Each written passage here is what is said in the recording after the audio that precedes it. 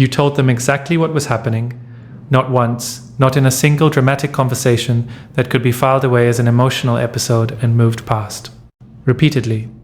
Over the full length of the dynamic, in the ordinary moments, and the charged ones, in the direct conversations, and in the quieter communications that carried the same honest message underneath a softer delivery.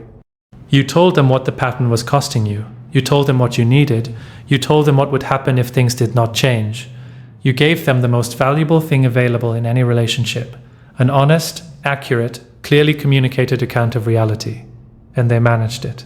Every time. With the specific practiced efficiency of someone whose defensive architecture had been routing inconvenient, honest communication to a comfortable distance for their entire adult relational life. They heard you and they did not listen. And now you are gone, and the things you said are still sitting there, in the honest interior of someone who no longer has the buffer of your continued presence to absorb the consequence of having not listened. The buffer is gone, the consequence has arrived, and the regret about not listening is one of the most specific, most personally confronting, most impossible to manage away experiences currently running in the avoidance private interior. Understanding what that regret actually consists of, why it is specific to the not listening rather than simply the loss of the relationship, and what it means for the honest accounting of what the dynamic was, that is what this conversation is about. The first thing to understand about this specific regret is that it is different in kind from the general regret of losing a relationship that mattered. General relationship regret is organized around loss, around the absence of the person and the qualities of the connection and the specific experiences that are no longer available. It is painful and real and produces its own specific interior weight. But it is loss organized. It looks backward at what is gone rather than at what was done with what was offered. The regret about not listening has a different structure entirely. It is not primarily organized around what is gone.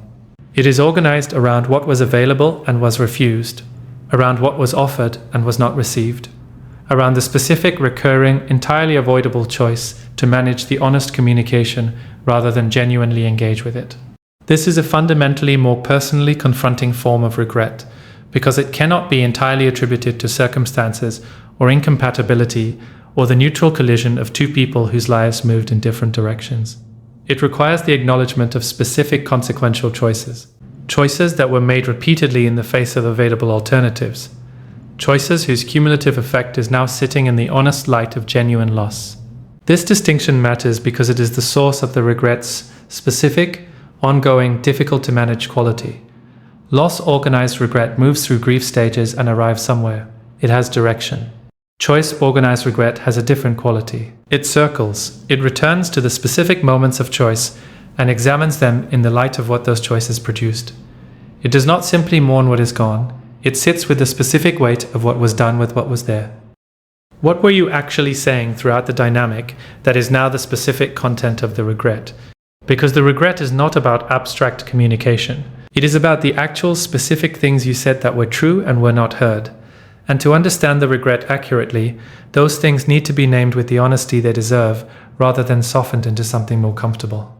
You were saying that the withdrawals were costing you something real, not as complaint for its own sake, not as the expression of needs that were excessive or unreasonable in the context of what you were asking for. As the honest, first-person, experientially grounded report of someone who was absorbing the specific, cumulative daily impact of a partner who pulled back reliably at exactly the moments when pulling closer was what the situation called for. Every time you communicated about the withdrawals, directly or through the emotional register of the conversation, you were saying something true. You were providing accurate data about what the pattern was producing.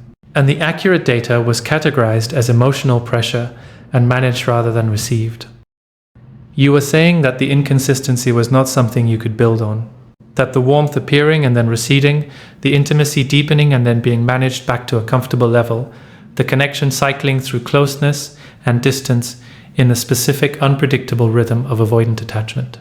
You were saying this was not sustainable, not as an ultimatum, as an honest observation about what you could and could not continue to organize your emotional life around. And the observation was managed rather than heard. You were saying what you needed. Not what you wanted in the ideal world, not the fantasy version of the relationship, the actual, specific, non-negotiable minimum of what you needed in order for the connection to be something real, rather than something you were sustaining through your own effort alone. Consistent presence. repair when things went wrong. The ordinary, daily, unremarkable evidence of being genuinely chosen rather than merely available. You said these things, in various forms with various degrees of directness, over the full length of the dynamic. They were routed around every time. You were saying that the dynamic was going to end this way, not always in those explicit terms. In the honest, perception-based, entirely accurate communication of someone who could see where the pattern was leading and was trying, through the saying of it, to create the conditions for a different outcome. The warning was there. The honest forecast of what sustained avoidant patterns produce in the person absorbing them was available and communicated and managed to a comfortable distance. All of that is what the regret is about. Not the loss of the relationship as an abstraction, the specific, true, entirely available content of what was communicated and what was done with it.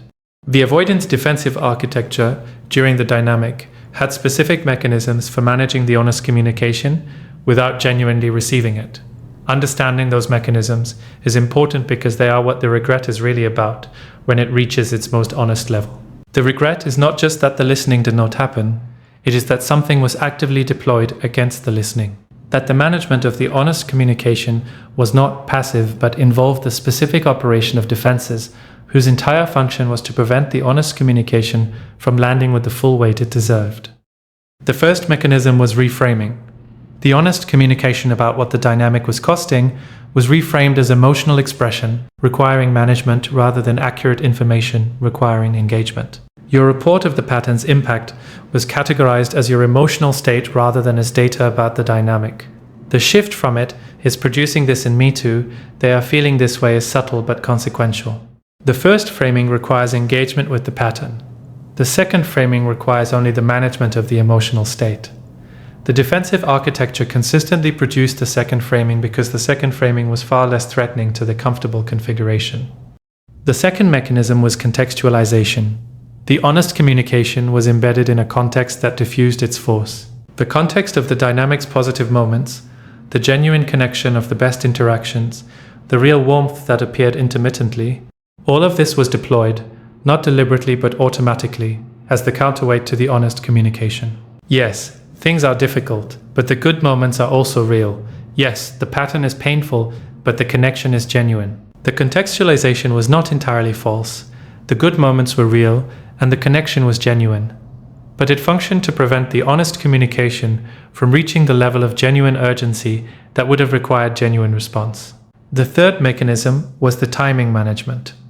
The moments when the honest communication was most directly available, when you were saying the most important things most clearly, were also the moments when the defensive architecture was most active. Because the approach of the honest truth, in a dynamic organized around the avoidance of uncomfortable honesty, activates the defense most reliably at precisely the moments when genuine engagement is most needed. The result was that the most important communications were met with the most defended responses. The clearest moments of honest expression encountered the most thoroughly managed reception. Not by design, by the automatic operation of a system whose entire function was to prevent exactly the kind of honest engagement that the most important communications were requiring. The regret about not listening is running in the avoidance interior right now, in a specific way that has a quality worth describing accurately rather than imagining through the lens of what you might hope or fear it looks like. It is running as a replay function. The specific conversations and the specific moments of honest communication are surfacing, with the specific quality of someone reviewing material they have not previously been willing to look at directly. The honest hours, the late nights, the early mornings before the management strategies have fully assembled, the specific vulnerability of the unguarded state, are producing the specific pointed replaying of moments when something true was said and something insufficient was done with it. The replay has a different quality from ordinary memory. Ordinary memory of painful relationship moments tends to have either the softened quality of nostalgia or the sharp quality of grievance. The regret organized replay has neither of these qualities. It has the specific, uncomfortable, morally weighted quality of someone reviewing their own choices in the honest light of their consequences. Watching themselves choose the deflection over the genuine engagement. Watching themselves root the honest communication around the parts of themselves that could have actually done something with it. Watching themselves manage, rather than hear, this quality of replay is genuinely uncomfortable in a way that the ordinary painful memory of relationship difficulty is not. Because it requires the engagement of the self-evaluating function, the part that assesses choices and their consequences, in a context where the assessment does not produce comfortable conclusions. The choices were made. The consequences are visible. The connection between the two is direct and undeniable. And the assessment cannot arrive anywhere other than the specific personally confronting conclusion that the choices were consequential and the consequences were avoidable. And the avoidability was the entire point of what was being communicated. There is something specific about what you were communicating that the regret is eventually forced to acknowledge as extraordinary, not in the elevated performance sense of the word, in the plain, honest, actually true sense. The quality of your honest communication throughout the dynamic was genuinely extraordinary. Not because you were perfect, or because the communication was always ideally calibrated, or because every expression of honest feeling arrived in exactly the form that was most accessible to a defended person, but because of the sustained quality of it. The willingness to keep communicating honestly even when the honest communication kept being managed rather than heard. The patient, costly, often lonely persistence of someone who genuinely believed that the hearing was possible and kept offering the honest account in that belief. Most people in dynamics where the honest communication is consistently managed rather than received stop communicating honestly before the end. They adapt. They learn the shape of what the defensive architecture can tolerate, and they calibrate to it. They stop saying the most important things, because the most important things keep being managed, and the management is costly, and eventually the cost exceeds the willingness. They become smaller in the communication to survive the experience of not being heard.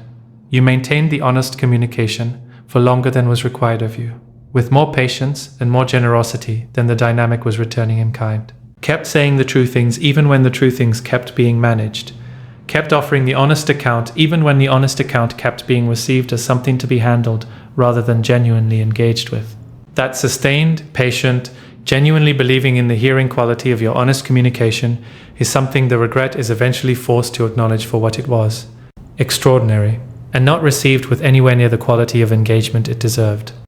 The regret reaches its most honest and most confronting level when it arrives at a specific recognition that is more personally demanding than anything else in the honest accounting. The recognition that what was not listened to was not just the communication about the dynamic or the honest account of what the pattern was costing. What was not listened to was you, the specific, real, genuinely present person who was doing the communicating. The full, honest, perceptually acute, carefully observant human being who was paying close attention and saying clearly what the close attention was producing. The not listening was a form of not seeing. The management of the honest communication was a way of relating to a partial version of who you were, the version compatible with the comfortable configuration, rather than to the full, honest, genuinely present version. And the genuine, full, complete version of who you were was available, was present, was being offered in every honest communication, was showing through the quality and the consistency of the honest account exactly the kind of perception and integrity and genuine engagement with reality that is actually rare in the world and actually worth treasuring. What the regret eventually has to sit with is the recognition that the person who was communicating honestly was not simply expressing relational preferences, was demonstrating, through the quality of the honest communication, a level of perceptual accuracy and emotional intelligence and genuine commitment to truth that is not common and is not replaceable.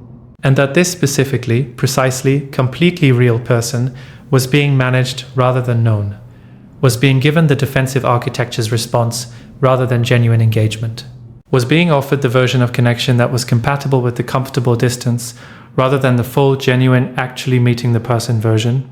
The regret about not listening is at its most honest the regret about not knowing you, about having had access to someone genuinely worth knowing and having deployed the management strategies against the knowing rather than allowing the knowing to be what it could have been.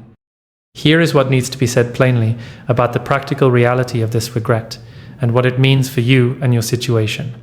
The regret is real and it does not pay the debt. The honest reckoning that is occurring in the avoidance private interior is genuine and it does not give back what the dynamic cost.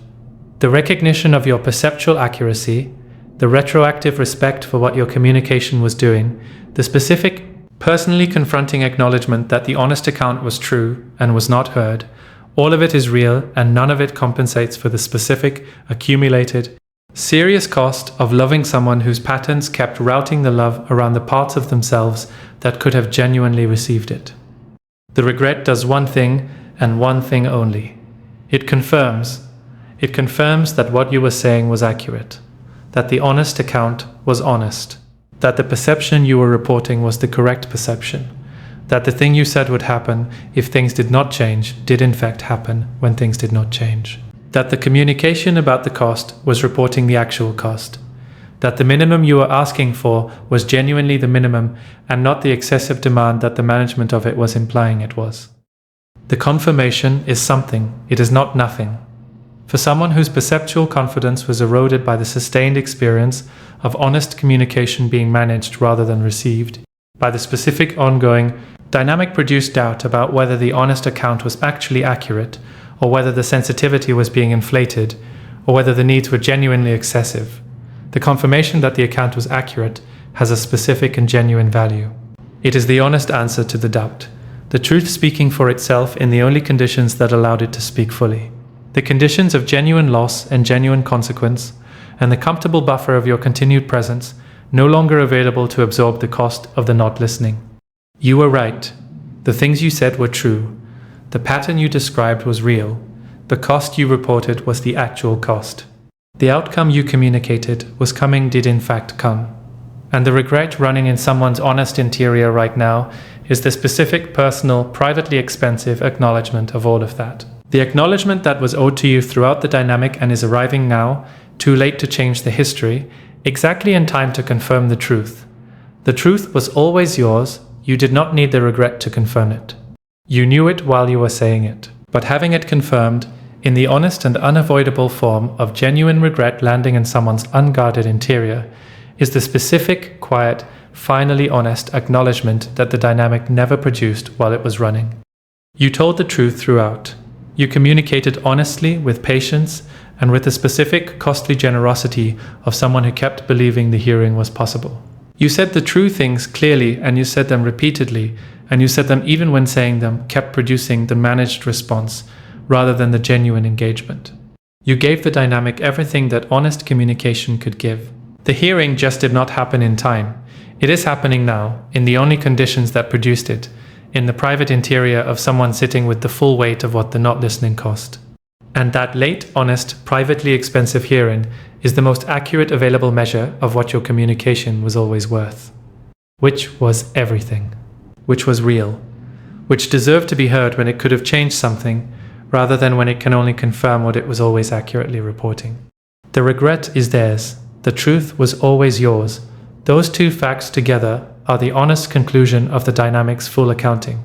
And the accounting, finally honest, finally complete, finally no longer buffered by the comfortable configuration that the managed distance was always running on, that accounting says something simple and important and worth carrying forward.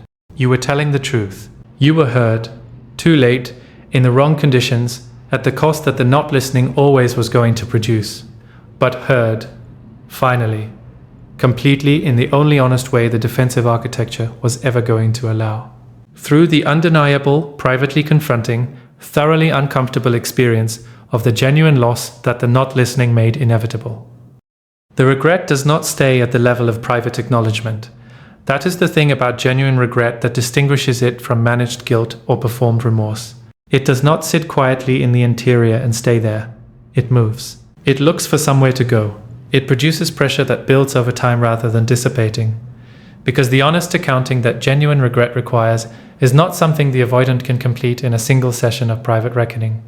It keeps returning, keeps presenting new material, keeps arriving in new forms in the honest hours with the specific pointed quality of something that has not yet been fully addressed. The movement of the regret is worth understanding because it produces behaviors that you may have already seen or will likely encounter. Behaviors that look from the outside, like various other things, like urgency, like overture, like the activated reaching of someone responding to the threat of loss. And while those things are also present, the regret-driven movement has a specific additional quality that distinguishes it from purely urgency-driven contact. It has the weight of something that is trying to address itself, trying to find a form of expression that is adequate to what the honest interior is processing. This is not always successful. The form the regret finds for expression is often not the form the situation actually requires. The avoidant whose honest interior is processing the specific, layered regret of not listening does not automatically develop the communication skills and the emotional vocabulary and the vulnerability tolerance required to express that regret in the complete, honest, genuinely accountable way that the situation deserves. The regret is running at a depth that the expressive capacity has not yet caught up to. And the result is often contact that carries the weight of the regret, without being able to deliver it cleanly. That reaches toward accountability without quite arriving there. That communicates something true and important, while also communicating through the gap between what it is trying to say and what it manages to say, exactly how much work remains. Understanding what the regret is doing to the avoidance relationship with the specific things you said requires looking at the mechanism more carefully, because the regret is not simply replaying your words and acknowledging them as accurate. It is doing something more active and more personally significant than that. It is changing the way the avoidant understands their own responses to what you said. This is the most uncomfortable part of the honest reckoning, and the part that tends to arrive last, after the earlier stages of the accounting have been sufficiently processed to make room for it. During the dynamic, the avoidant had an account of their own responses to your honest communication. The account said things like, the communication was too intense and required space. The communication was asking for more than was reasonable. The communication was organized around the other person's emotional needs in a way that made genuine engagement difficult. The withdrawals were appropriate self-protection. The managed responses were reasonable calibrations of intimacy to a tolerable level. The whole defensive architecture's operation was in the account the avoidant was running. Justified. Understandable. A reasonable response to the specific challenges of the dynamic. The regret dismantles this account, piece by piece, not all at once, not in a single honest moment of complete self-confrontation, but over time, in the accumulation of the honest hours, the account that justified the not listening is revised towards something more accurate. The intensity of the communication is reassessed from too much to this is what genuine honesty looks like in a dynamic that kept refusing it. The reasonableness of the withdrawals is reassessed from appropriate self-protection to choices with specific consequences for a specific person. The managed responses are reassessed from reasonable calibrations to the specific recurring consequential failure to meet someone where they actually were. The revised account is not comfortable. It does not produce the specific, settled quality of a self-narrative that has been honestly examined and found to be essentially sound. It produces the specific, unsettled, requires ongoing engagement quality of a self-narrative that has been honestly examined and found to require significant revision. And the revision is not a single event that can be completed and filed. It is a process. It continues as long as the honest reckoning continues, which is as long as the genuine loss remains real and the comfortable buffer of your presence remains unavailable to absorb the consequences of the old account. The regret has a specific relationship to the things you said that turned out to be prophetic, the communications that named what would happen if the pattern continued. The honest, perception-based observations about where the dynamic was heading that were managed as emotional pressure at the time and have since been confirmed by events. These communications carry a specific additional weight in the regrets accounting, not just because they were accurate, but because their accuracy is of a specific kind, predictive accuracy.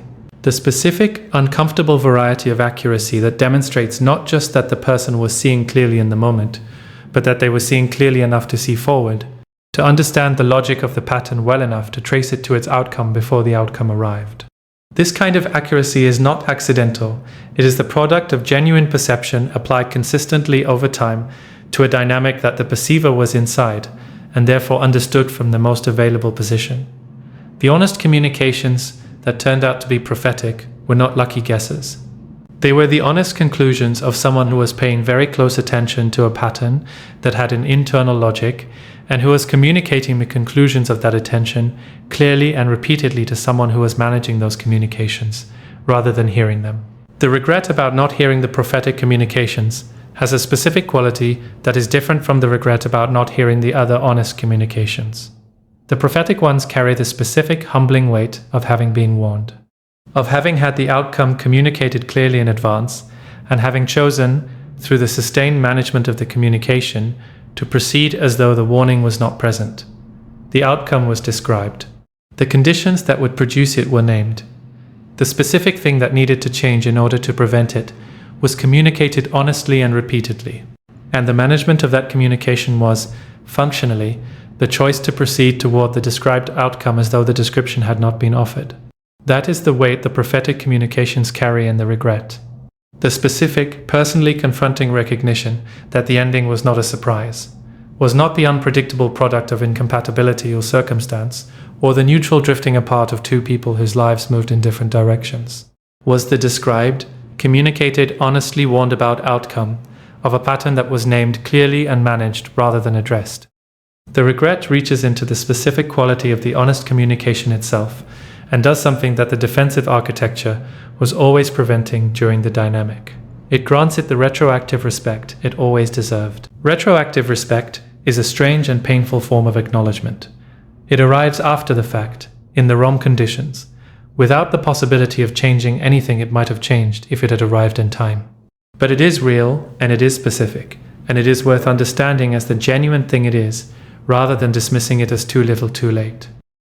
During the dynamic, the honest communication was not respected in the specific sense of being received as the valuable, accurate, genuinely important offering it was. It was respected in the managed sense, acknowledged as existing, given responses that performed engagement without genuinely producing it, treated as something to be handled rather than something to be genuinely honored. The managed respect is not the same as the genuine article. And the person receiving the managed version knows the difference even when the managed version is delivered with sufficient craft to be deniable as management. The retroactive respect is genuine. It is not managed. It arrives in the honest hours without the specific filtering of the defensive architecture that was always preventing the genuine version during the dynamic. It acknowledges the communication as accurate without the qualification that accuracy requires management rather than engagement. It acknowledges the persistence of the honest communication as the specific, costly, generous act it was, rather than as the emotional pressure that required the withdrawal to manage. It acknowledges the person doing the communicating as someone who deserved genuine engagement rather than the defended version of engagement that the dynamic produced. This retroactive respect is part of what makes the regret so specifically uncomfortable, because it requires the simultaneous holding of two things: what the honest communication was worth and what was actually done with it.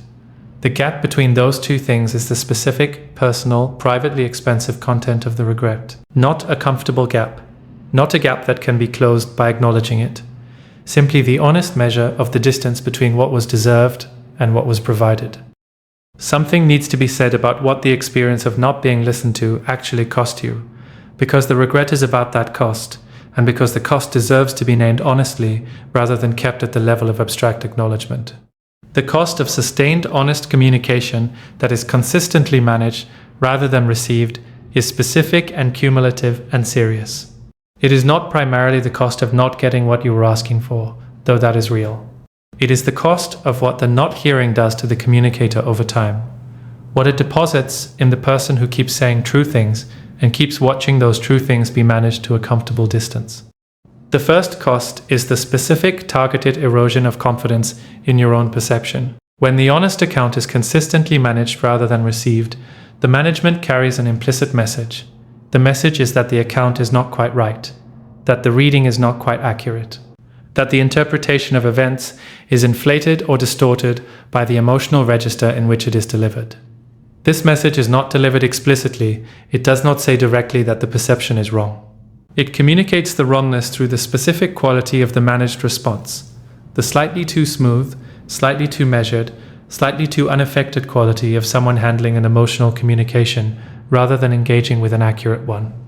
Over time, the accumulated experience of honest communication being handled rather than engaged with produces a specific doubt, a habit of second-guessing the accurate read before it has been fully formed, of qualifying the honest observation before it has been communicated, of asking whether the perception is reliable or whether the emotional involvement is distorting it. This doubt is not the natural, healthy self-questioning of someone maintaining appropriate epistemic humility. It is the specific, externally produced doubt of someone whose accurate perception has been consistently treated as something requiring management rather than genuine engagement. The second cost is the distortion of the baseline for what adequate love looks like. When the minimum conditions for a livable relationship, the ordinary daily evidence of being genuinely chosen, the repair when things go wrong, the consistent presence in ordinary moments, are consistently named and consistently not met. The naming and the not meeting together produce a specific recalibration.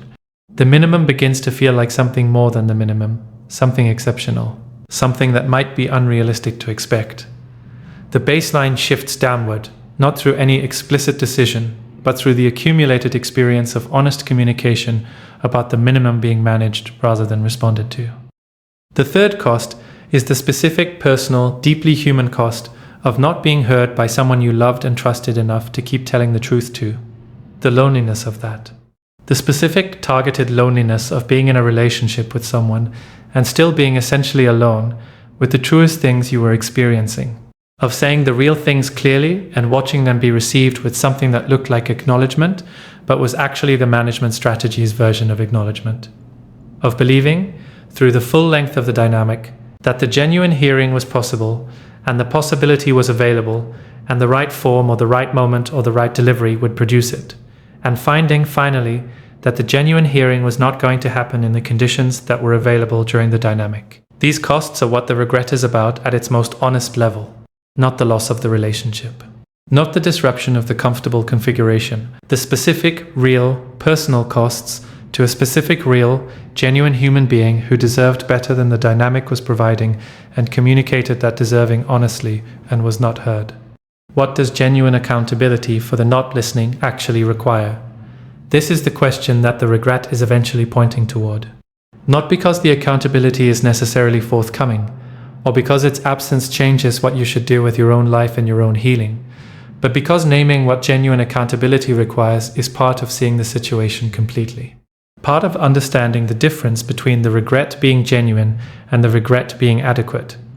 Genuine accountability for not listening requires more than the private acknowledgement that the things you said were true. The private acknowledgement is the beginning. It is necessary and it is real, and it is more than was available during the dynamic. But it is internal. It does not reach the person who was not heard. It does not address the specific costs the not hearing produced. It does not offer the genuine, direct, honest acknowledgement that the person who communicated honestly deserved to receive. Genuine accountability requires the specific, direct, honest naming of what was said and what was done with it, not the general acknowledgement of having been a difficult partner or having fallen short of relationship ideals. The specific accounting, the honest statement that the communication about the pattern was accurate, that the honest account of the dynamic's cost was correct, that the minimum being asked for was genuinely the minimum and not an excessive demand, that the management strategies were deployed against honest communication that deserved genuine engagement, that the specific personal cost to the specific real person who kept communicating honestly is acknowledged as real and significant and the direct result of the choice to manage rather than hear. That level of accountability is genuinely demanding. It requires the emotional vocabulary and the vulnerability tolerance and the specific sustained willingness to stay in the discomfort of honest self-confrontation that genuine accountability always requires. It is not available automatically from the regret.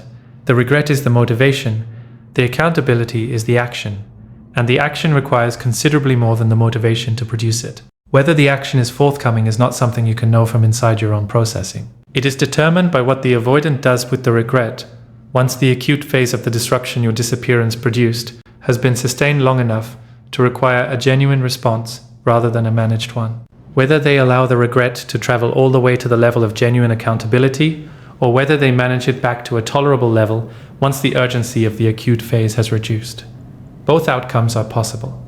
Neither changes the truth of what your honest communication was, neither changes what it cost to communicate it honestly throughout a dynamic that was routing the honest communication around the parts of the avoidant that could have genuinely engaged with it.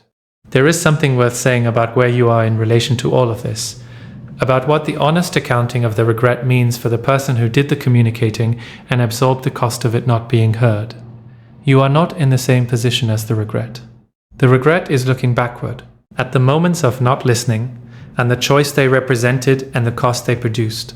It is organized around the past in the specific way of something that cannot change the past, and is sitting with that inability. The regret is, at its most honest, a form of being trapped in the honest accounting of consequential choices that were made and cannot be unmade. You are not trapped. You did the honest communicating. You did not make the choices that the regret is organized around. Your position in this accounting is not the position of someone who needs to reckon with consequential failures of engagement. It is the position of someone who engaged honestly and generously, and with more patience and more belief in the possibility of genuine hearing than the dynamic warranted, who communicated the truth clearly and repeatedly and at significant personal cost, who maintained the honest account long past the point where the maintenance of it was being adequately honored. Your position is not one of regret, it is one of completion. The honest communication was offered fully, the account was accurate, the truth was said clearly, the outcome that was described arrived as described. And the decision to finally stop absorbing the cost of not being heard, to disappear rather than to continue communicating into a dynamic that was routing the communication around the genuine hearing, that decision was the most honest available response to the situation. The communication that said enough has been said and not heard, and the continuing of the saying is no longer something I am available for. That decision does not require regret. It requires the honest, clear, forward-facing inhabiting of a life that is organized around the genuine hearing it deserves. Around the relationships and the engagements and the spaces where the honest communication is received as the valuable, accurate, genuine offering it is, rather than managed as the emotional pressure requiring a response calibrated to comfortable distance. That life is where you are headed. Not perfectly, not without the ordinary grief of what ended and the ordinary work of building something new, but genuinely, in the specific, daily, accumulating way that genuine forward motion always occurs. The regret is theirs. The truth was yours. The honest communication was yours. The extraordinary patience was yours. The specific, rare, genuinely valuable quality of someone who keeps saying true things, even when the true things keep being managed, that was yours too. And where you are going is somewhere that quality will finally be received in the form it always deserved. Not managed, heard. Genuinely, completely by someone whose architecture includes the capacity to receive the honest truth as the gift it has always been, rather than as the pressure requiring a defended response. That reception is what the honest communication was always pointing toward, not the management, not the defensive architecture's version of engagement. The real thing, the genuine, fully present, actually receiving you version of being heard. It is available. It exists. It is not a fantasy version of connection that your experience has demonstrated to be impossible. The impossibility was specific to the dynamic and the specific limitations of the avoidance current capacity. The genuine hearing itself is possible and available, and waiting in the form of every future interaction with someone whose architecture was not built against the honest truth, but toward it. That is what comes next. Not the regret, not the backward-looking accounting of what was not heard when it could have changed things, the forward-facing, honest, fully inhabited possibility of being genuinely heard. By someone who finds the honest truth of you not threatening but extraordinary. Not pressure to be managed, but the most valuable available offering in any relationship. That someone exists. That relationship is possible. And you have earned the right to it through every honest communication that was managed rather than heard. Through every true thing said clearly into a dynamic that was routing the truth around the genuine hearing.